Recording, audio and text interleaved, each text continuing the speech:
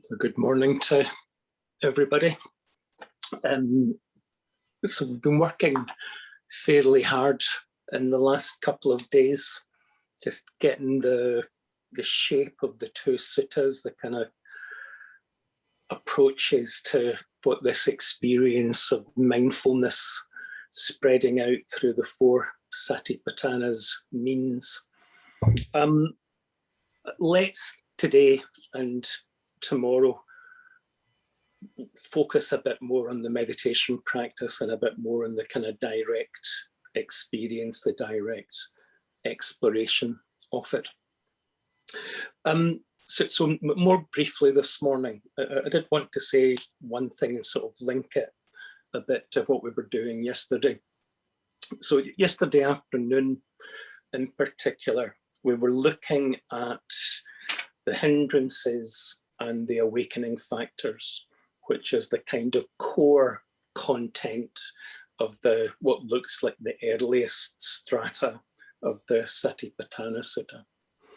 And the main thing that that's trying to get at, that the concern of both of these suttas is how we start to free ourselves from the kind of deep habits of perception and response that trap us, and that we start to set up a stronger current of experience that's moving us towards deeper awareness, more openness, more and more freedom. So really that's what the hindrances and the awakening factors are talking about.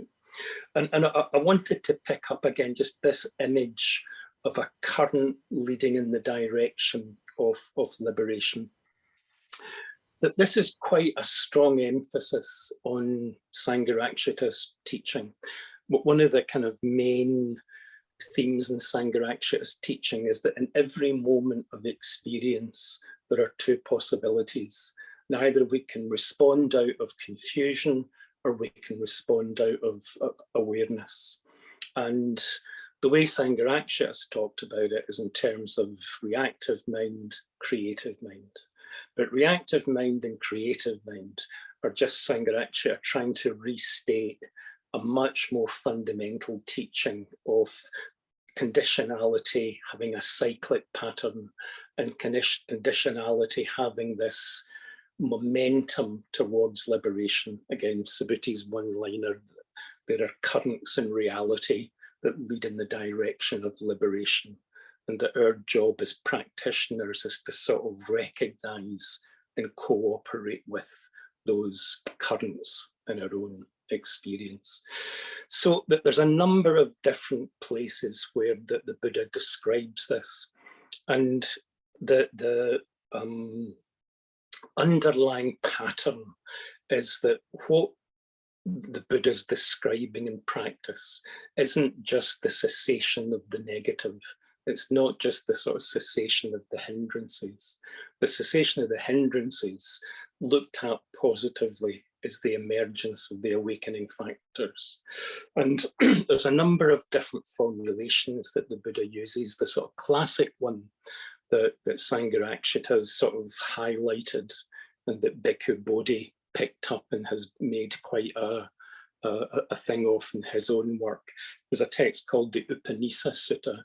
And the Upanisa Sutta just describes this sequence of positive nidanas, the sort of sequence of positive conditionality. That basic shape, that basic pattern of unfolding positive experience, the Buddha expresses in a number of different ways, number of different formulae, but they've all got the same basic shape. So the awakening factors, just to run through them again, are mindfulness, investigation of dhammas, energy, joy, tranquility, concentration, and equanimity, upekkha. And I want to just to try and join up the two suttas.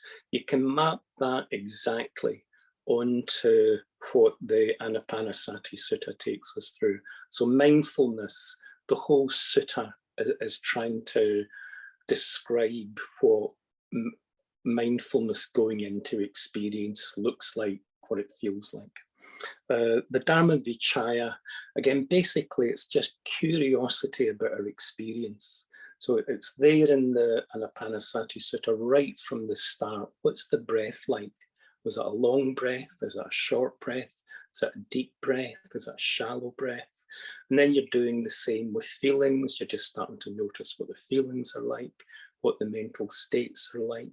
So that curiosity about experience, and again, a sensitivity in that to when the mind's trapping itself and when it's liberating itself, is Dhammavichaya. Energy, you could map on to sensitive to piti. I breathe in, I breathe out. You're starting to plug into your awareness. And was it Sarah yesterday that sort of described, as the awareness goes in, energy is liberated, energy is released. There's an instinctive move towards more satisfying, it was Trisha, wasn't it? More satisfying states of mind. So energy, PT, you could map onto each other. Joy is explicitly there in the Anapanasati Sutta. Tranquility, the awakening factor, is there all the way through, calming the body, calming the feelings, calming the mind, and then that deep letting go in the wisdom section. So the awakening factor of tranquility is there. Concentration, you've got explicitly in steadying the mind. And then this thing about upekkha. Upekkha means equanimity. And it's interesting coming across upekkha as the culmination of this whole process of awakening. And I think, again, in the Anapanasati Sutta, you're not looking at a single event, you're looking at an unfolding process. So you've got, even in the breath and the body, you've got just an availability to experience in all its modulations and all its shapes. So the kind of inclination to prefer one experience over another, you're working against at the simplest level. And then on the feelings level, like quite often you get upekkha in the Brahma Viharas, but you're just starting to develop an availability. We're responding to pleasant experience with appreciation, not clinging. We're responding to painful experience with karuna, not aversion. So just we're learning this availability to the whole spectrum of our experience. Same with the mental states, it's available to the whole spectrum of mental states. And then a bit paradoxically, it's that availability, that openness that starts to become the kind of central shape in our experience, that the hand's not taking the shape of the cup anymore. It's just a kind of flexibility that can respond to whatever arises. And then it's interesting just having equanimity describing the experience of insight, if you like, or the wisdom experience. But it's this absolute non-clinging quality of awareness that's as alive to self as it is to other. There's a text that describes the Buddha not holding on to anything or as his, or rejecting anything as not his. Just this awareness that's absolutely equally available to whatever arises in experience. Just interesting hearing insight described in those terms. Anyway, the point I'm trying to make is you've got the awakening factors there in the Anapanasati Sutta. So every avenue of investigation that you need to support the developing unfolding of enlightenment is there in the practice. So I just wanted to do a little bit of a shout out for the practice. But one of the important things about this practice is that you're looking at, excuse me for not finding different ways of saying this, but you're looking at an unfolding process. And this unfolding process is in itself a significant part of the practice. You're not just looking at a sequence of events, you're looking at an unfolding where each later stage grows out of the earlier stage as the condition for it. And getting a feel for that momentum is, I think, a real kind of shift in our understanding of our own minds. Like what we're back to this thing about conditionality as an insight practice. You're starting to see that the experiences that we have, even the experiences that we identify with as ourselves, aren't random, that they grow in dependence on conditions. And what you're getting at all of these lists of the Buddha is a description of the conditions that are the significant stepping stones in the process of liberation. I just wanted, if you don't mind, to read something from the Anguttara Nikaya. It's this beautiful little passage. You might know it, but it's the Buddha describing this unfolding process. He's describing conditionality, but he's describing it as an unfolding process. So he says, for someone who's ethical, someone established in virtual conduct, it's not necessary to be willful, wishing, may I have freedom from remorse. It's natural, monks, that for someone who's ethical and who's established in virtuous conduct, freedom from remorse arises. I'll go back to the reading in a minute, but the word that translates as natural is Dhammarati. And Dhammarati, it's almost more like it's part of the nature of things. So natural in that sense, you're looking at part of the nature of the mind, part of the nature of reality. So it's a really fundamental description of the shape that conditionality takes. So the Buddha goes on, for someone who's free from remorse, monks, it's not necessary to be willful, wishing, may I feel joy. It's natural that in someone who's free from remorse, joy is born. For someone who's joyful, it's not necessary to be willful, wishing, may I feel pity. It's natural that for someone who's joyful, pity arises. For someone whose mind is rapturous, it's not necessary to be willful, wishing, may my body calm down. It's natural that for someone whose mind is rapturous, has pity, their body calms down. For someone whose body has calmed down, it's not necessary to be willful, wishing, may I experience bliss. It's natural, monks, that for somebody whose body has calmed down, they experience bliss. For someone who's blissful, it's not necessary to be willful, wishing, may my mind become concentrated. It's natural that for someone who's blissful, their mind becomes concentrated. For someone who's concentrated, it's not necessary to be willful, wishing, may I know and see reality. It's natural that for someone who's concentrated, they know and see reality. So something about this thing about you don't need to be willful. There's a natural process. And I think one of the practical implications of this is that you can't will the outcome. You can't make joy or make concentration or make the seeing of reality arise as an act of will, but you can set up the conditions out of which it naturally arises. So all the way through the practice, you're looking at the conditions out of which the later stage naturally arises. And although you can't will it, you can support it. And in this context, the support is attention and mindfulness taken into the earlier stage. So if we're aware of the breath in the body, calm naturally arises.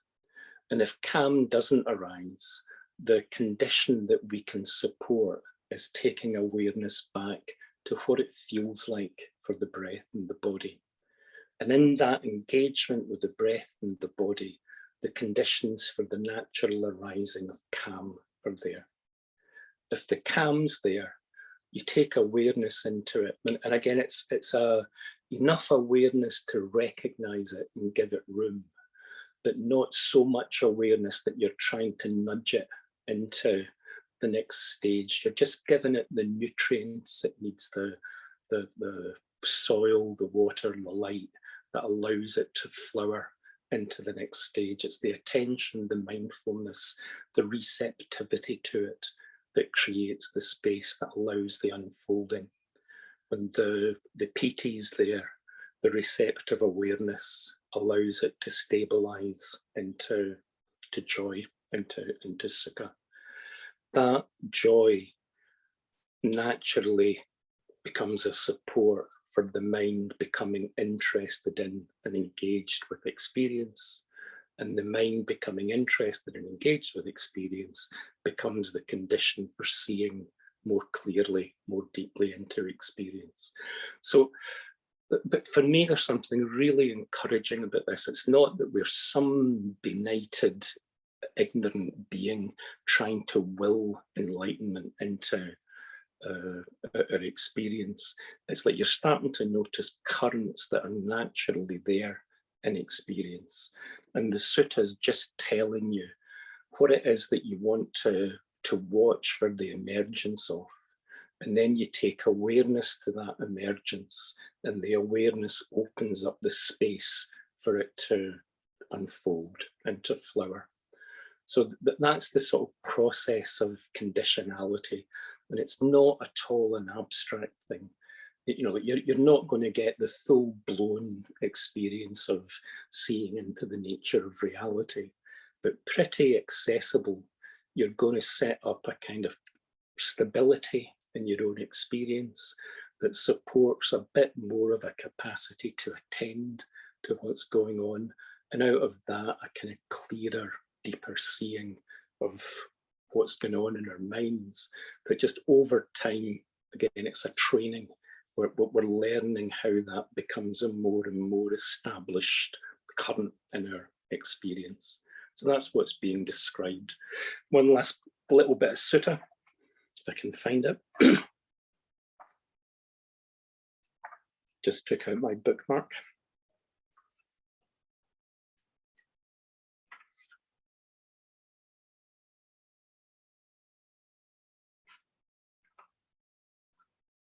This is from the Upanisa Sutta.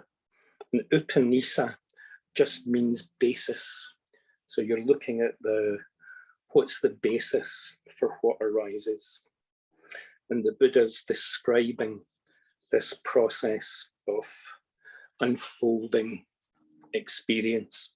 And he says, just as monks, when it rains, huge drops on the top of the mountains, the water pouring down the slopes fills up the clefts of mountain gullies.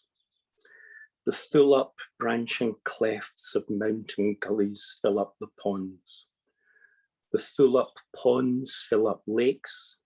The full up lakes fill up streams. Full up streams fill up rivers. And the full up rivers fill up the great ocean. So that's what we're doing in the practice. You're just gathering the rain, letting it fill the ponds, letting it overflow into the gullies and into the lakes. And just literally, you get this language. We're just stepping into that stream and letting the mindfulness support it. So let's do the practice. And, you know, like again, we're not trying to end game it. This is sort of taking attention to each step, and each step becoming the condition that allows the arising of the next step. And if the next step doesn't arise, just pay more attention to the step before it.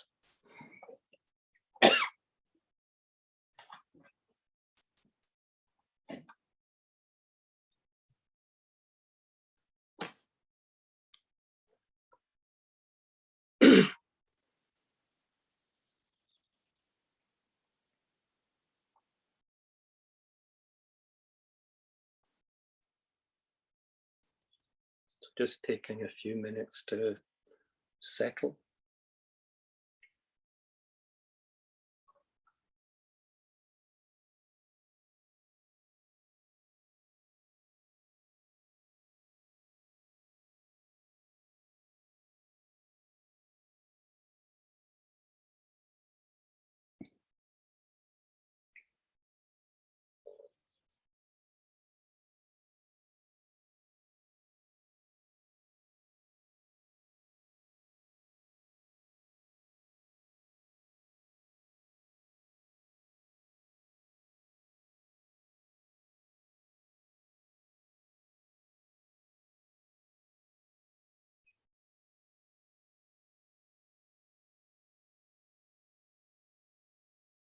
Going to a secluded spot.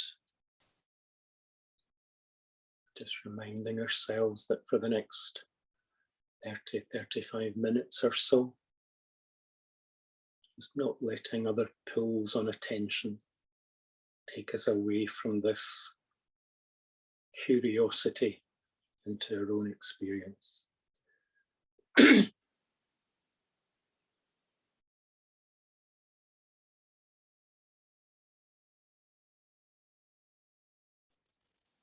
Getting our intention clear.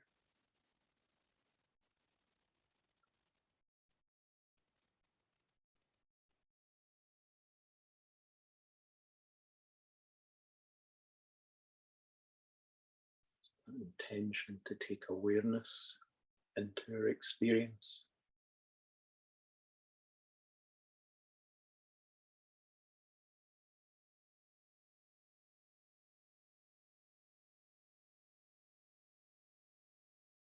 Bringing mindfulness to the fore. Just reminding ourselves, having a sense of what that experience of mindfulness is like. What's it like to be more aware, more awake to our experience?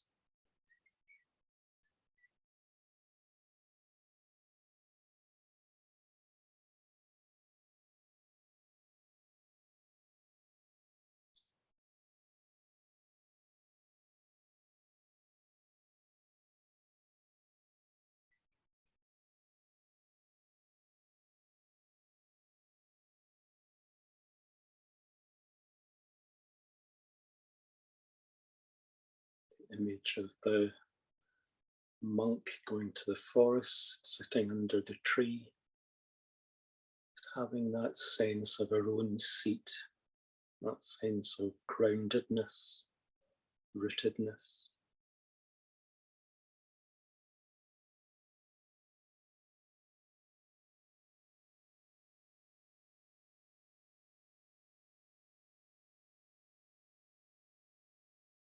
Sense that everything that happens has that foundation, that sense of touching the earth.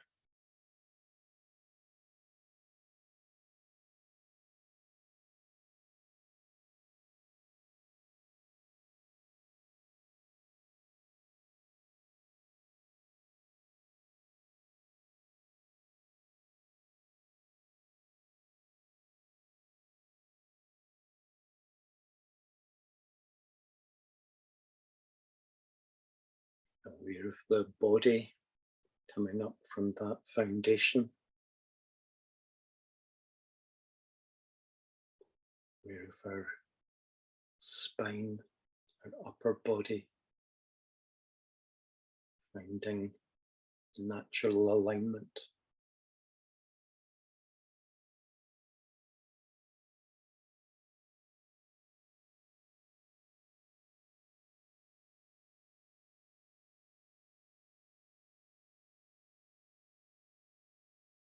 Then becoming aware of the next in-breath. Breath coming into that seated body.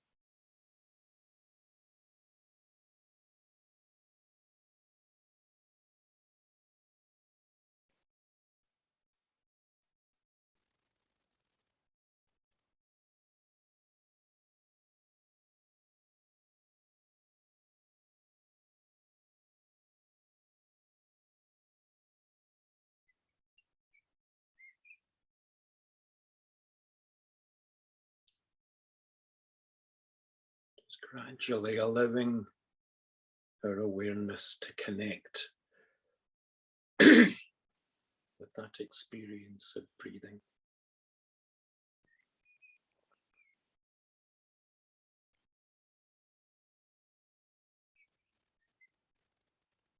What does this breath feel like?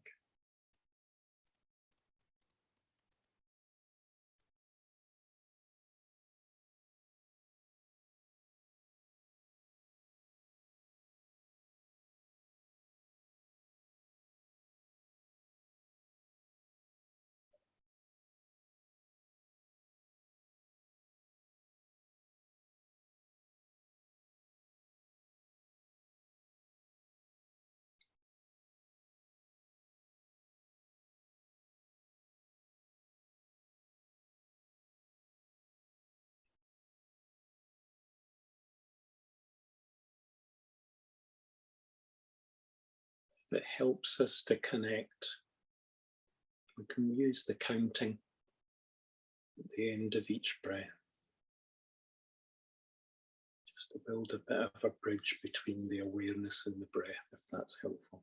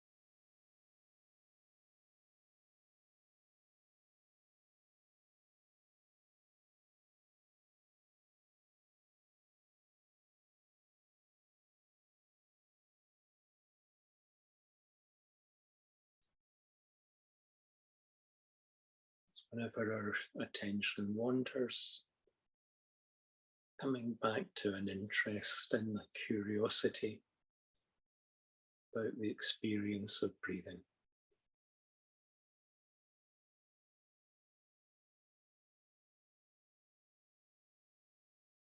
A long breath, short breath, deep breath, shallow breath. What's this breath like?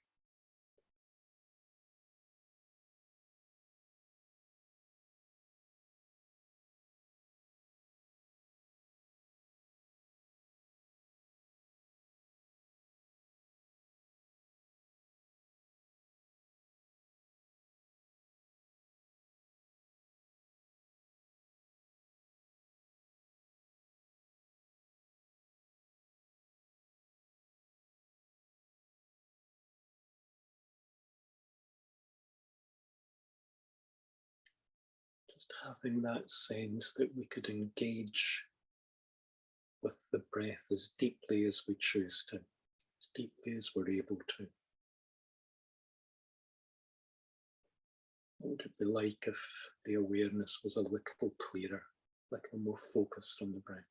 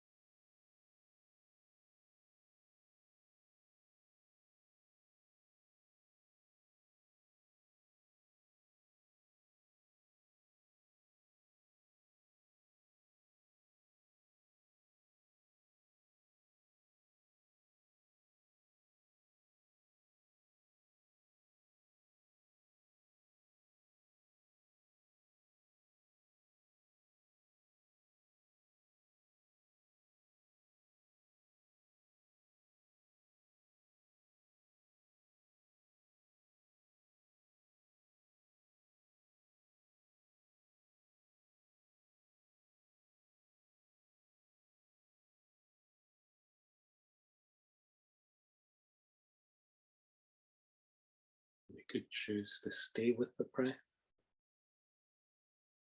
or if it feels appropriate, if it feels like a natural movement,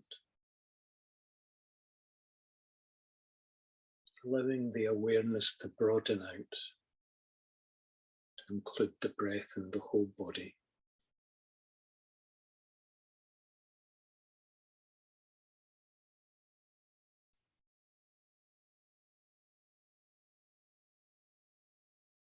The breath itself to go a little bit into the background. Sensations of the body coming a bit more in the foreground.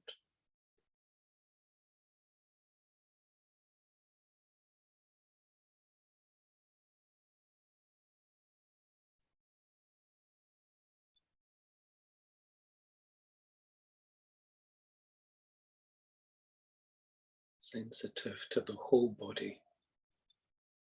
I breathe in, I breathe out.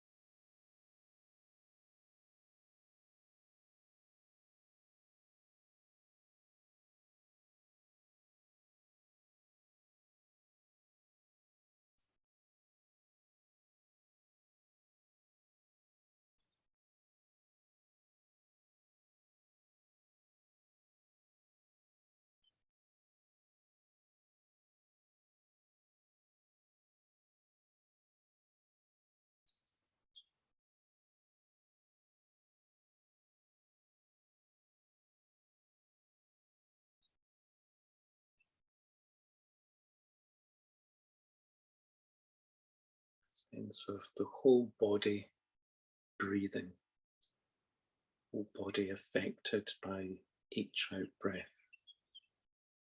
each in breath.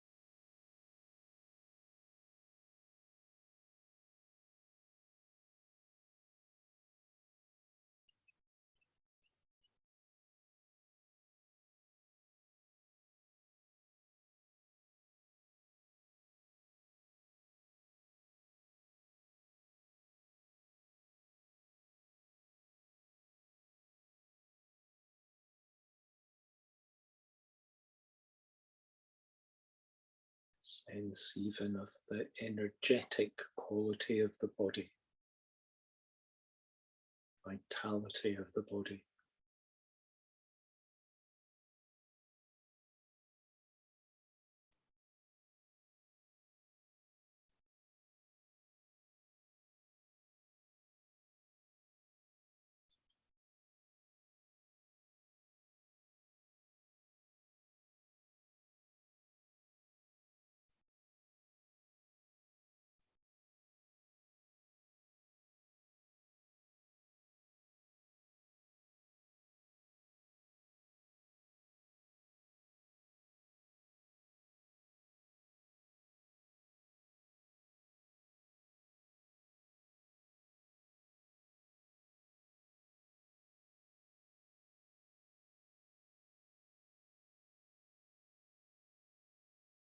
Again, whenever the mind wanders, just recognizing that it's what the mind does. So no irritation about it, no frustration about it, just a training to bring the awareness back to connection with the breath and the body.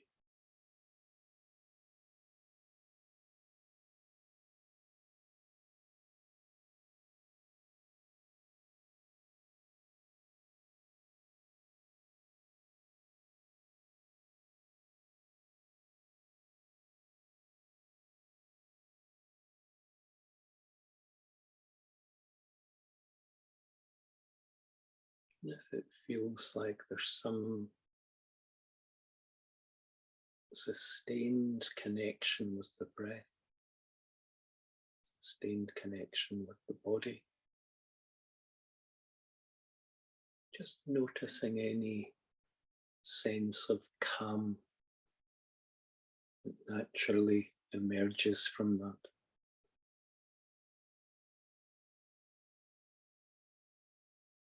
Any sense of the body a little more still. Any sense of the energy of the body able to release a little, muscles able to release a little.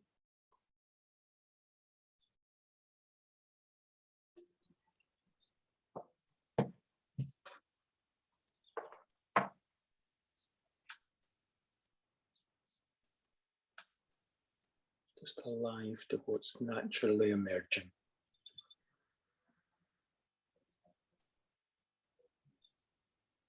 Might not be dramatic, might be something quite subtle.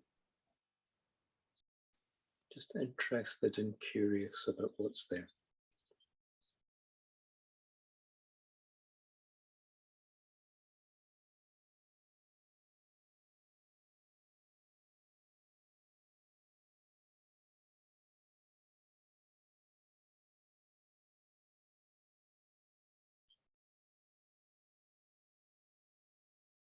Might just be the mind softening up a little bit, a little more available to your experience.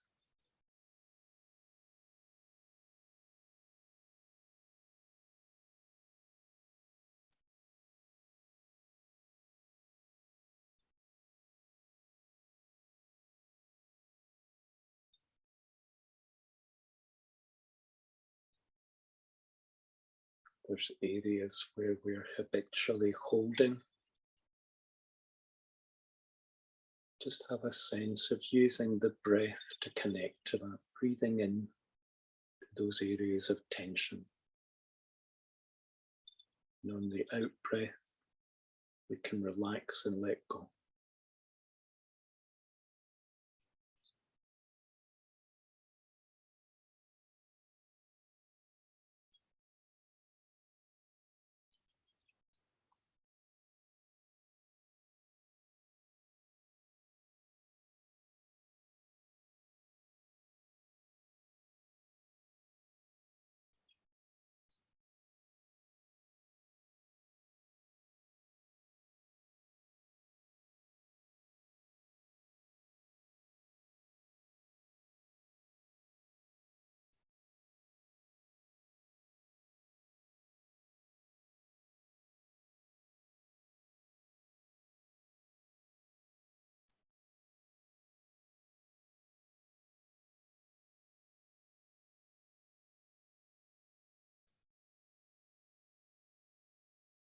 Broadening out our awareness to include how it feels.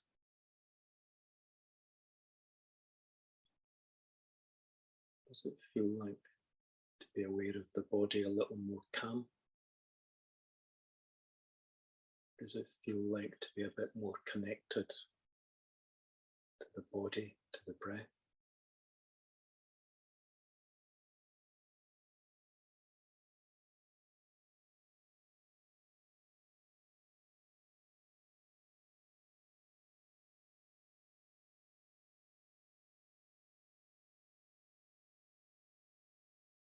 In particular, just noticing any elements in there that have that quality of the pleasure that comes from connection, comes from relaxing. It's there in their experience that's pleasurable.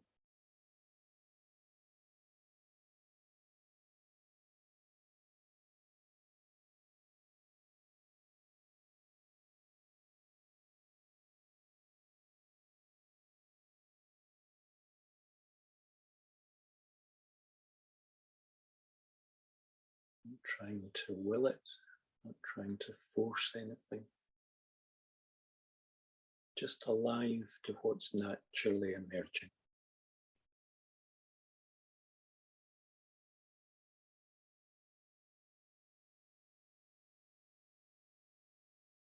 the awareness itself becoming something that gives it energy and space, allows it to become a stronger current in our experience.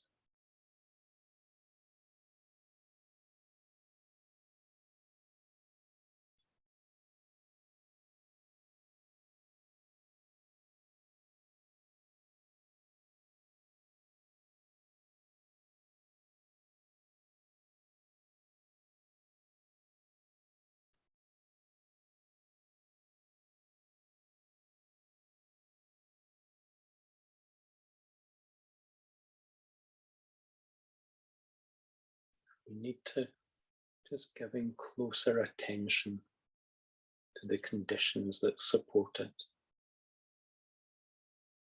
Connecting back to the breath and the body.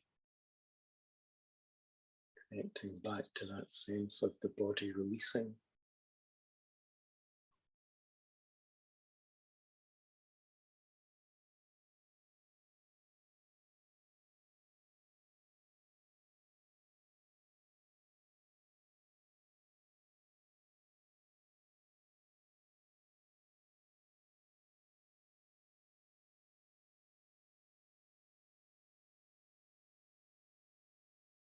Aware of the energy that might be being freed up by that deeper attention to our experience.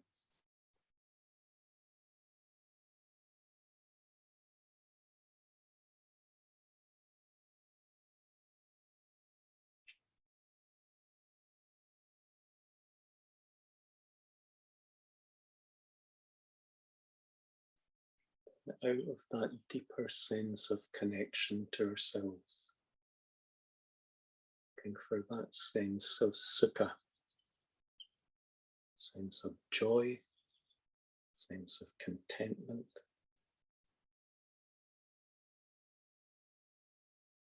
Willingness just to be with our experience as it is.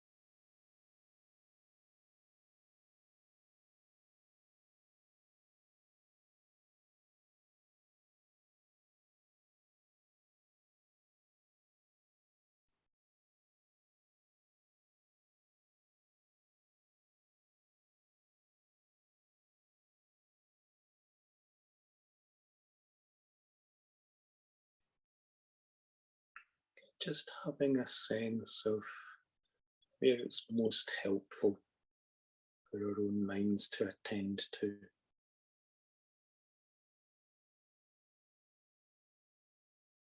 Where do we need to connect to go a bit more deeply into our experience?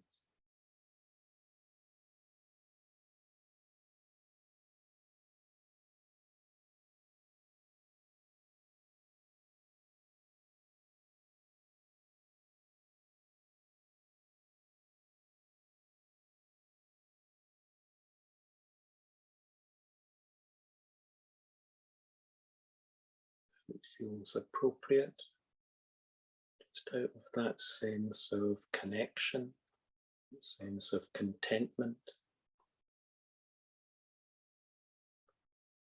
just opening up to whatever the mind is doing. Sensations, feelings.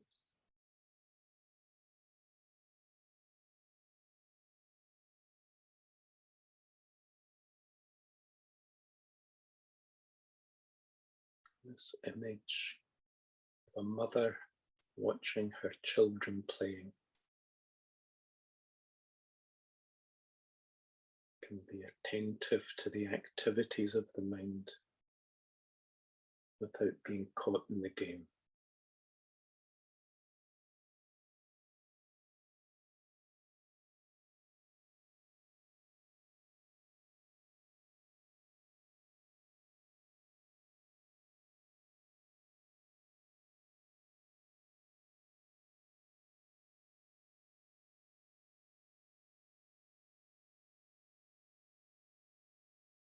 to stop mental activity, but we don't have to get caught in it either.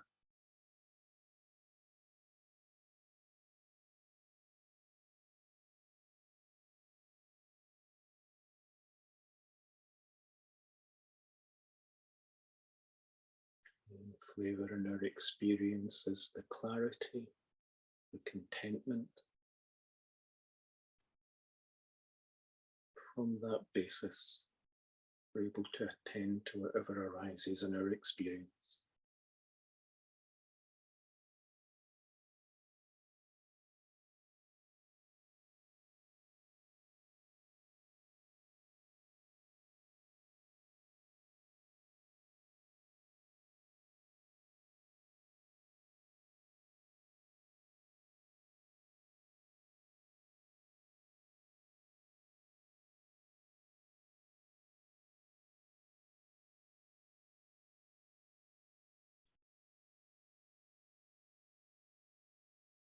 We don't feed those mental processes. They naturally start to calm on their own.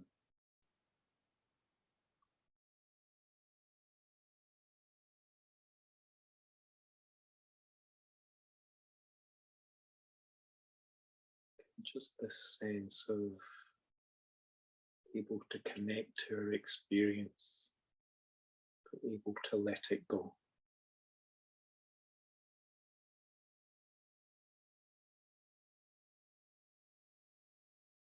Calming mental processes. I breathe in, I breathe out.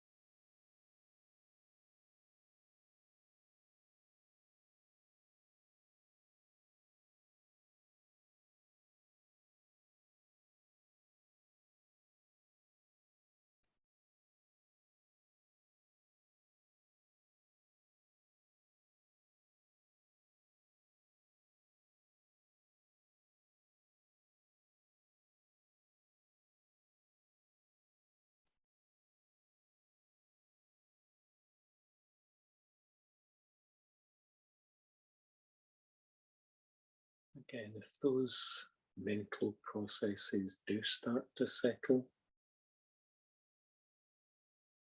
just start to become naturally more aware of that experience of awareness itself, quality of the mind.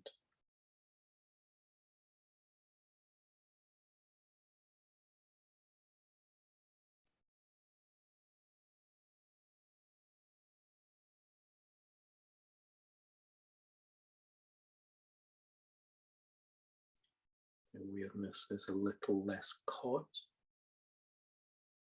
in those qualities of clarity, spaciousness, connectedness.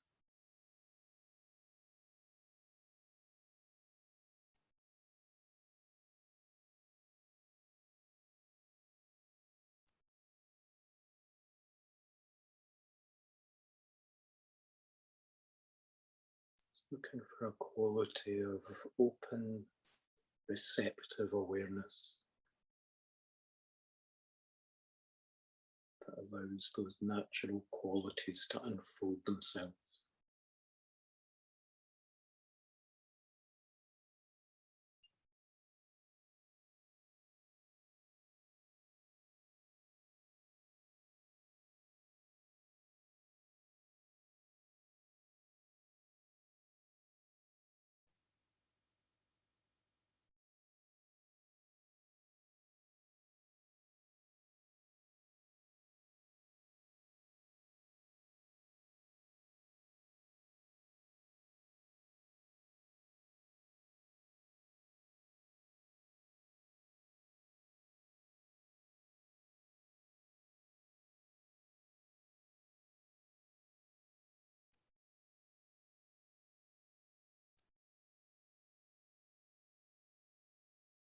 Not trying to will anything, not trying to force anything.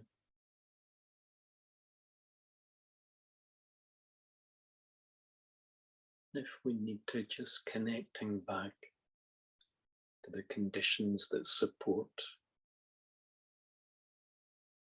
your awareness, connecting back to the breath.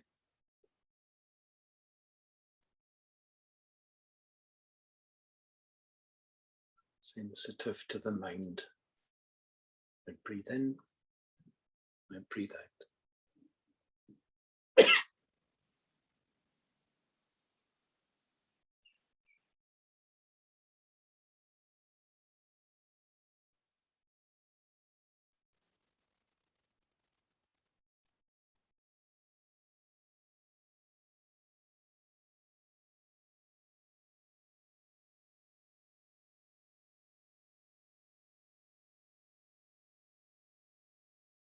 There's a slight tendency to restlessness. Just noticing that. What would it need to balance it? What would it need to come back to something a bit more steady?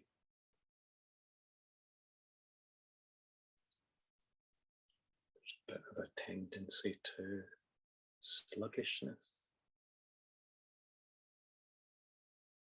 What would help it to be a bit clearer, a bit more energetic?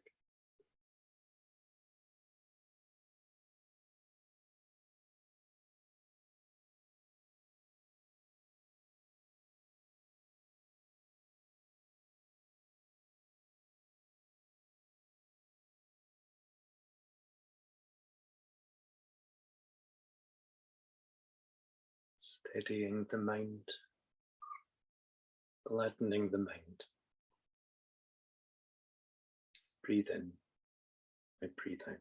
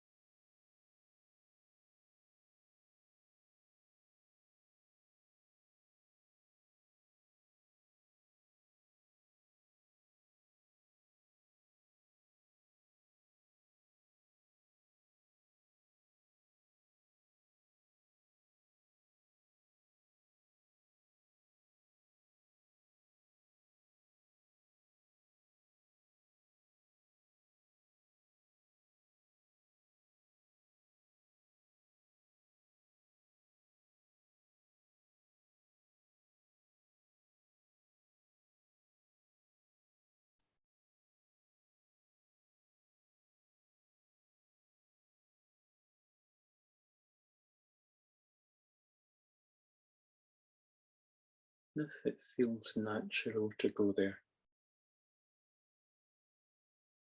out of that clearer, more sustained awareness,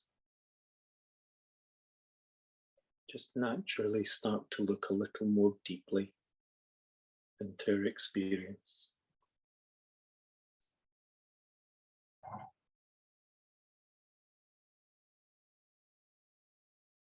Bringing our attention back to the awareness of the breath.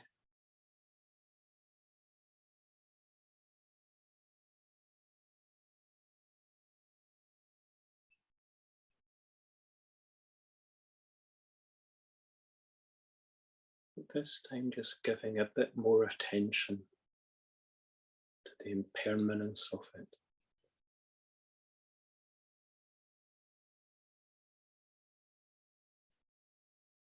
the rising quality of the breath, of its persistence, aware of it fading.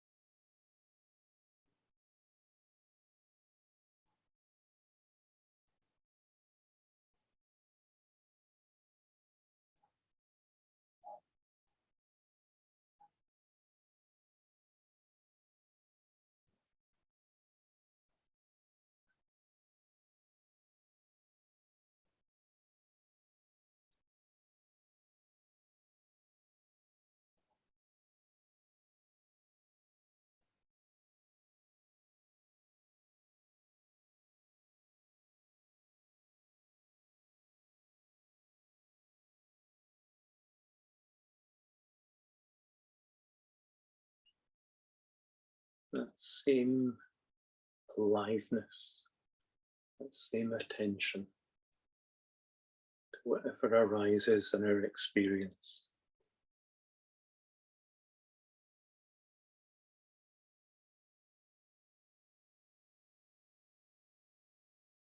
We're aware of bodily sensations, just becoming aware of them, something moving and changing, aware of their arising, aware of them fading.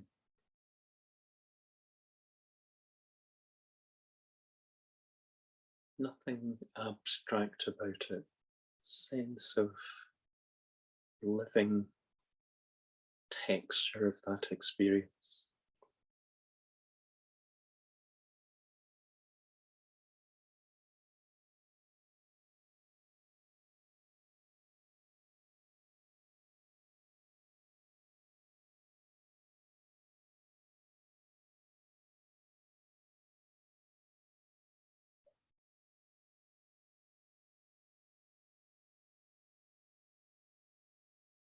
If it makes sense, just looking for a relationship to that of letting go. Not trying to hold it, not trying to control it, not trying to push it away.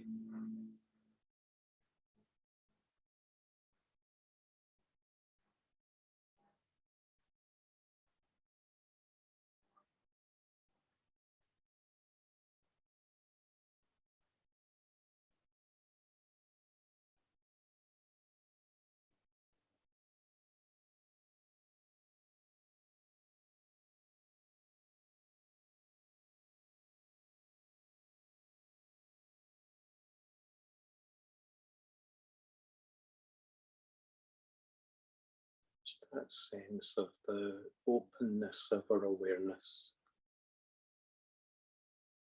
and we're not clinging to anything.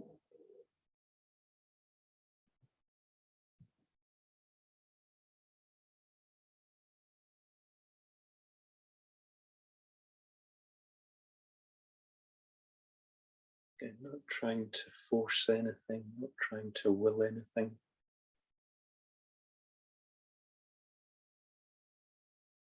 Just seeing that coming into being and passing.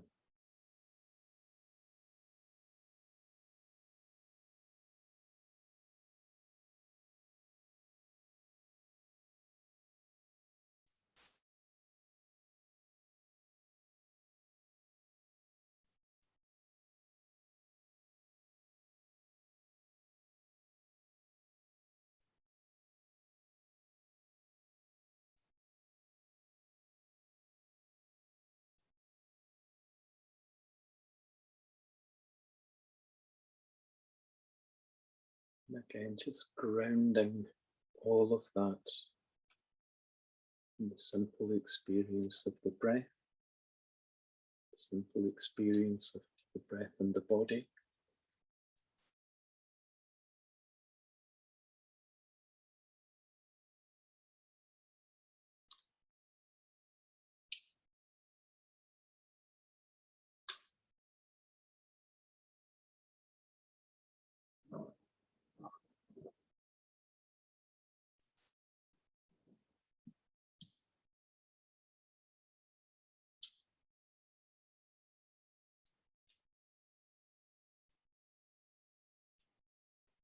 And just bringing your attention to include the other people on the call first.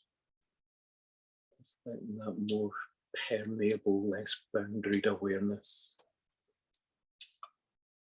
including each of us practicing together.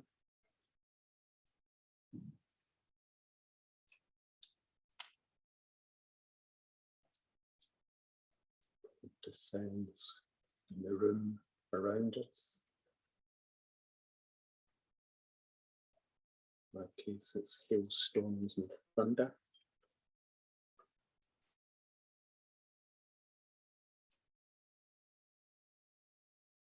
And just bringing the practice to a close.